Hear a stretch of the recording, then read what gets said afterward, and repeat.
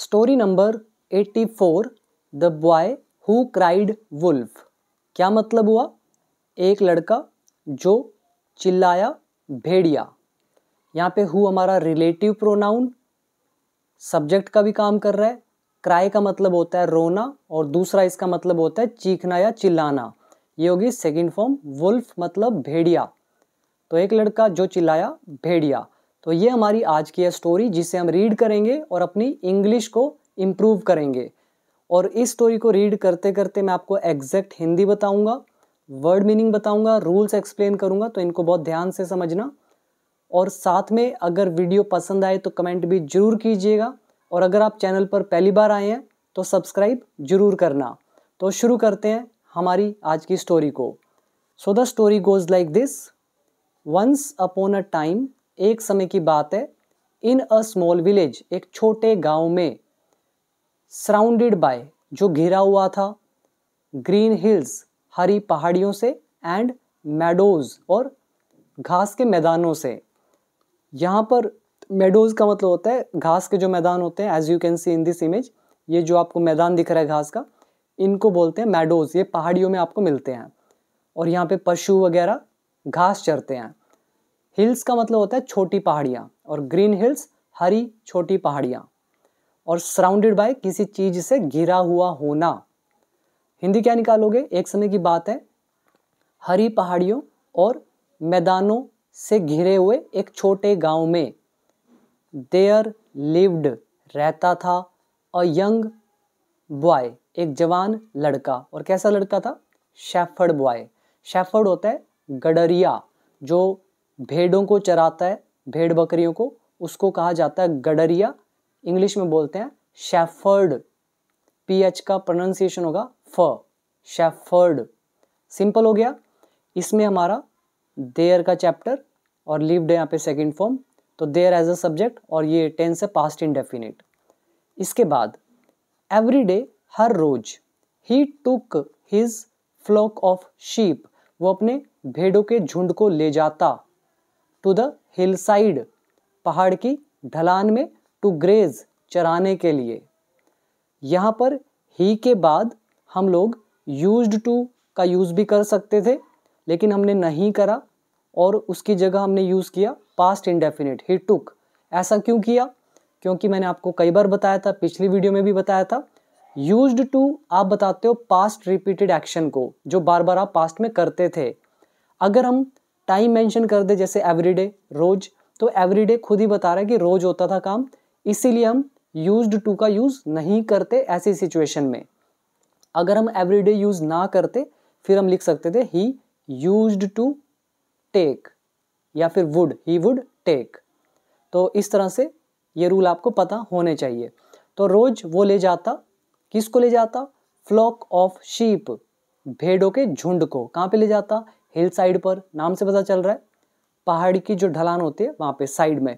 और क्यों ले जाता? ग्रेज करने के लिए। ग्रेज होता है चराना। नेक्स्ट, दो, हालांकि, हिज वर्क वॉज ईजी, तो दो हिज वर्क वॉज ईजी, उसका काम आसान था, फिर भी, तब भी, इसके बावजूद भी, द बॉय बिकेम बोर्ड, लड़का बोर हो जाता या बोर हो गया, सून, जल्द। बॉय यहाँ पर सब्जेक्ट है, बिकम का सेकंड फॉर्म बिकेम, बोर्ड यहाँ पर है एडजेक्टिव, और हिज वर्क यहाँ पे है सब्जेक्ट, वॉज लगी हेल्पिंग वर्ब, इजी हमारा एडजेक्टिव। तो ये हमारा दो का lesson. Next, watching the sheep all day long, दिन भर भेड़ों को देखकर, ही फेल्ट डल, वो नीरस महसूस करता। ही हमारा यहाँ पे सब्जेक्ट है, फील का सेकंड फॉर्म फेल्ट, डल मतलब होता है नीरस, जिसमें कोई स्वाद ही ना हो। तो ही फेल्ट डल, उसे नीरस महसूस होता था या हुआ, एंड, और, वांटेड, और वो चाहता था, सम एक्साइटमेंट, कुछ उत्तेजना। एक्साइटमेंट में क्या होता है? एक ऐसी अवस्था जिसमें कोई व्यक्ति एक्साइटेड होता है, उत्तेजित होता है। तो ये हमारा वांटेड का लेसन, एक्साइटमेंट हो गया हमारा नाउन। क्लियर हो गया? तो ये सारे रूल्स लगभग, इसमें एक देयर का चैप्टर यूज हुआ, पास्ट इंडेफिनिट यूज हुआ, ये हमारा यूज्ड टू का चैप्टर, ये हमारा ऑल्दो येट का लेसन, इसके अलावा ये हमारा पास्ट इंडेफिनिट। तो लगभग 4-5 रूल हमारे यूज हुए। और जो लोग चैनल पर पहली बार आए हैं अगर आप इंग्लिश में मास्टरी अचीव करना चाहते हो, सारे रूल्स में एक्सपर्ट बनना चाहते हो, तो आप लोग मेरा कोर्स जो है उसको ज्वाइन कर सकते हो। 12 साल से मैं इंग्लिश को पढ़ा रहा हूँ, तो जितना गहराई से मैं आपको चीज़ें बता सकता हूँ तो उसका आप लोग फ़ायदा उठाओ। तो जिसको भी सीखना है तो आप लोग मेरा कोर्स ज्वाइन कर लेना। ऐप का नाम है बिकम इंग्लिश चैम्पियन। इस कोर्स के अंदर मेरी सारी वीडियोस स्टेप बाय स्टेप होंगी, जिसमें मैंने प्योर इंग्लिश आपको सिखाई है। यूट्यूब पे आप लोग सिर्फ स्टोरीज़ का वीडियोस देखते हो, यहाँ पे मेरी इंग्लिश टीचिंग की वीडियोस नहीं है, तो वो आपको सिर्फ कोर्स में मिलेंगी। अगर आपको सीखना है तो डाउनलोड जरूर करना। और इस कोर्स में लगभग 4,500 के आसपास वर्ड मीनिंग भी गिवन है, ठीक है। तो आप लोग जरूर देखना, ऐप का लिंक दे रखा है नीचे डिस्क्रिप्शन बॉक्स में। तो अभी आओ वापस अगले पैराग्राफ पर। वन डे, एक दिन, टू अम्यूज हिमसेल्फ, खुद को बहलाने के लिए। अम्यूज क्या होता है? कुछ पार्क्स का नाम होता है अम्यूजमेंट पार्क, मनोरंजन वाले पार्क। तो अम्यूज मतलब होता है मनोरंजन करना, मन, इसमें मन आ रहा है, यानी कि मन को बहलाना, मनोरंजन करना। तो टू अम्यूज हिमसेल्फ, खुद के मन को बहलाने के लिए या खुद का मनोरंजन करने के लिए। ही थॉट ऑफ अ प्लान, उसने एक प्लान सोचा। और कैसा प्लान? मिस्चीवियस, शरारती। प्लान हो गया नाउन, मिस्चीवियस हो गया शरारतों से भरा हुआ, adjective.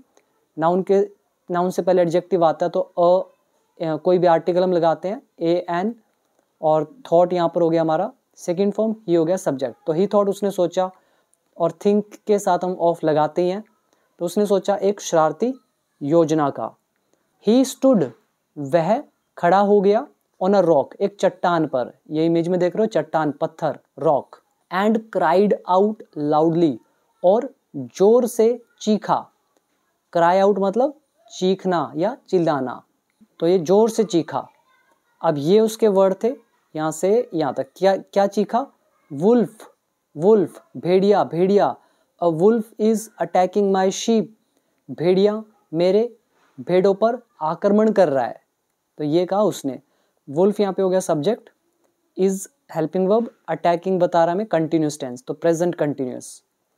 Next, hearing his cries, उसकी चीखों को सुनकर। द विलेजर्स केम, विलेजर्स आ गए। रनिंग, रनिंग, दौड़ते हुए। अप द हिल, पहाड़ पर। अब अप क्यों लगा है? क्योंकि वो ये जो पहाड़ी है छोटी, इसके ऊपर की तरफ आए, इसलिए रनिंग अप द हिल, पहाड़ी पर दौड़ते हुए आ गए। विद स्टिक्स, लाठियों के साथ, एंड स्टोन्स, और पत्थरों के साथ, टू हेल्प हिम, उसकी मदद के लिए। अब यहाँ पर आप एक और चीज ध्यान दोगे, क्राइज। यहाँ पे जो क्राइज है ये नाउन का काम करेगा, और यहाँ पे जो क्राई आया ये हमारा वर्ब था।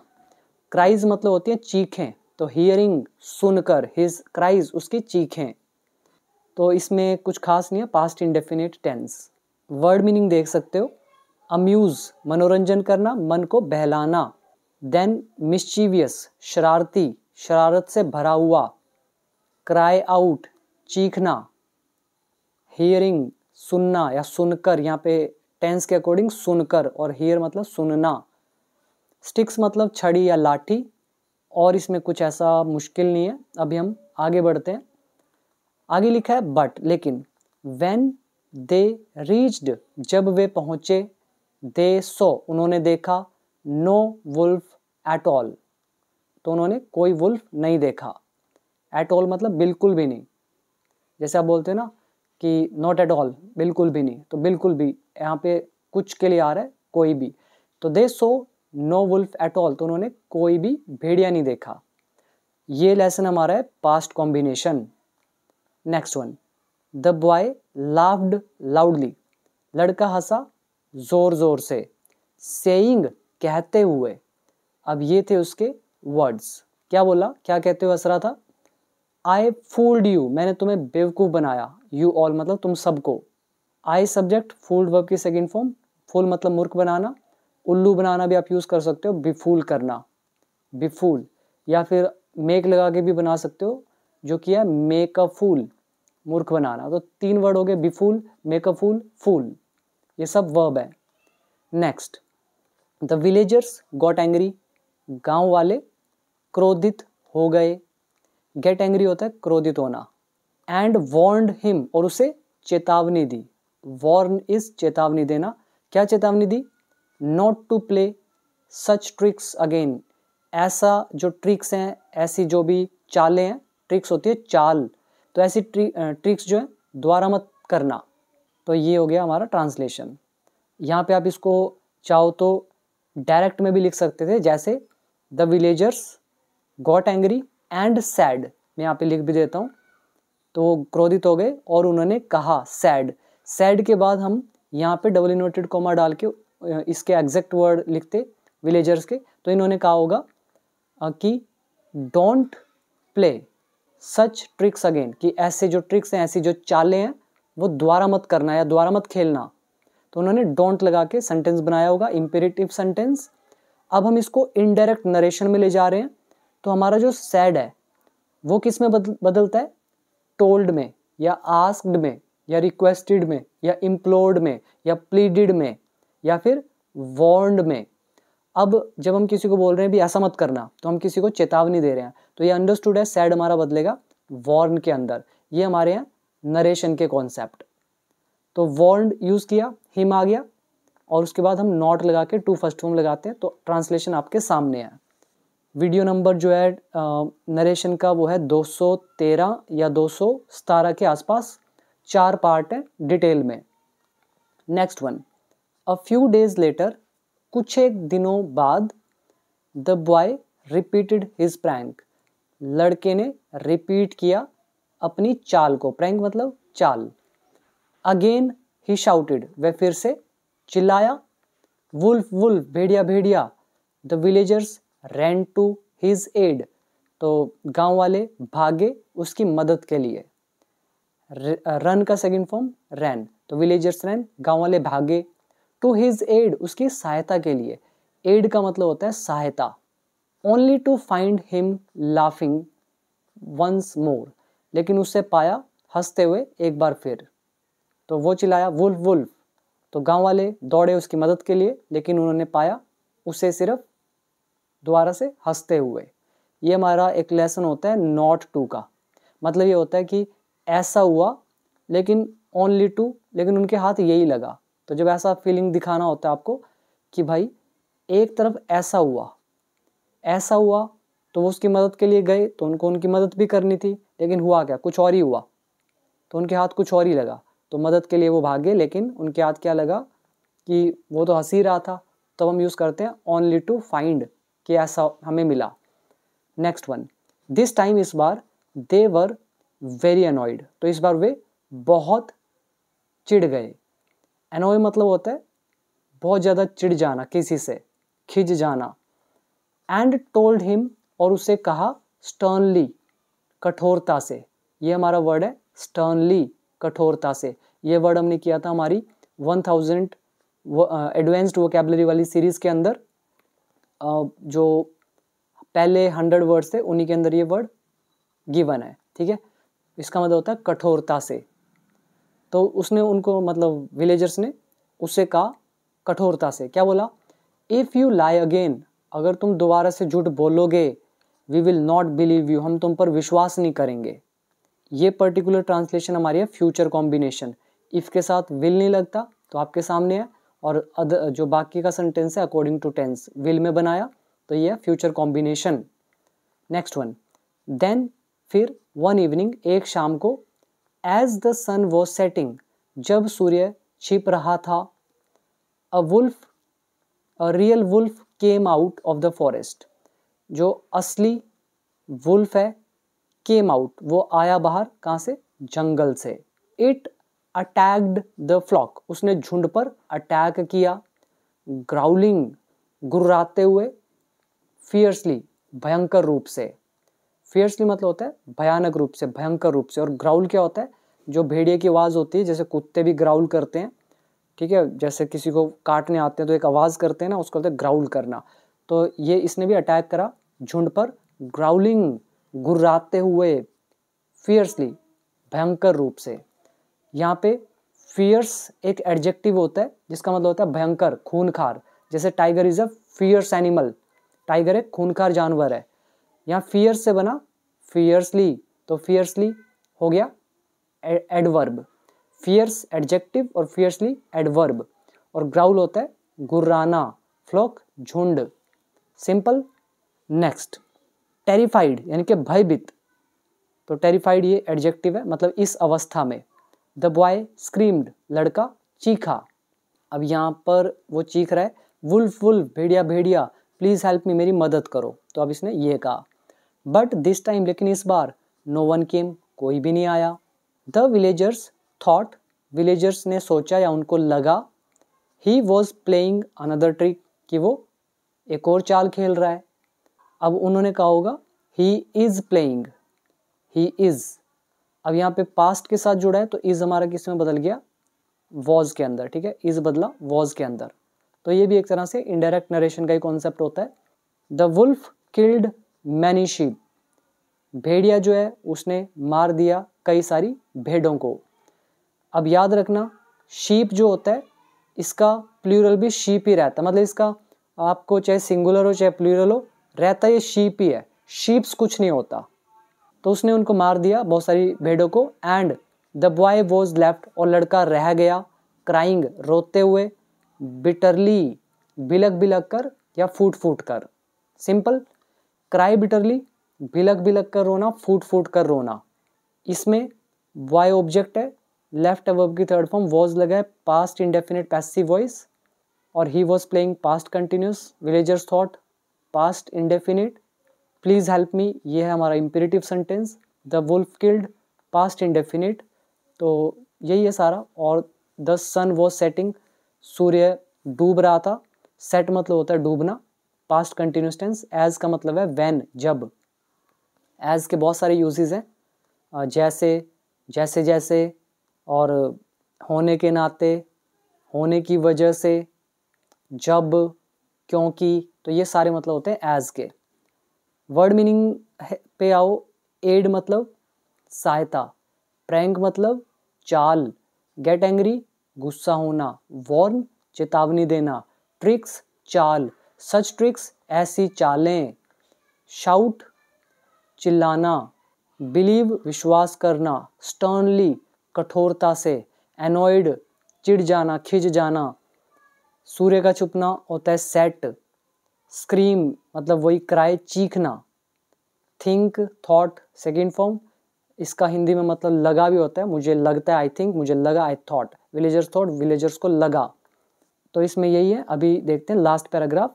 द नेक्स्ट मॉर्निंग, अगली सुबह, the villagers found him weeping, villagers ने पाया उसे रोते हुए, वीप मतलब रोना, क्राई। ये हमारा सो कॉट हर्ड फाउंड का लेसन है, आपके सामने फाउंड के बाद आ गया हमारा कोई व्यक्ति, उसके बाद एक जेरेंड। तो विलेजर्स ने पाया उसे रोते हुए, over the loss of his sheep, उनकी भेड़ों के नुकसान पर। They felt sorry for him, तो उन्हें उस पर दया आई। फील सॉरी का मतलब होता है दया आना, तो उसे उन्हें उस पर दया आई, बट लेकिन, रिमाइंडेड हिम, लेकिन उन्होंने याद दिलाया उसे, जेंटली कोमलता से। क्या याद दिलाया? नोबडी बिलीव्स अ लायर, कोई भी विश्वास नहीं करता है एक झूठे पर, लायर होता है झूठा। इवन व्हेन, भले ही जब, ही टेल्स द ट्रूथ, वो सच कहे। सिंपल। वर्ड मीनिंग पर आओ। फील सॉरी मतलब दया आना, जिसको आप फील पिटी बोलते हो। देन रिमाइंड याद दिलाना, जेंटली मतलब कोमलता से। बिलीव विश्वास करना, लायर झूठा, इवन व्हेन भले ही, यहाँ पे अकेला भले ही नहीं बोलेंगे, भले ही जब, ये पूरा सेंस निकलेगा। लॉस मतलब नुकसान, घाटा। वीप मतलब रोना। तो अब क्या निकलता है इसका moral? Moral is always speak the truth, हमेशा सच बोलो।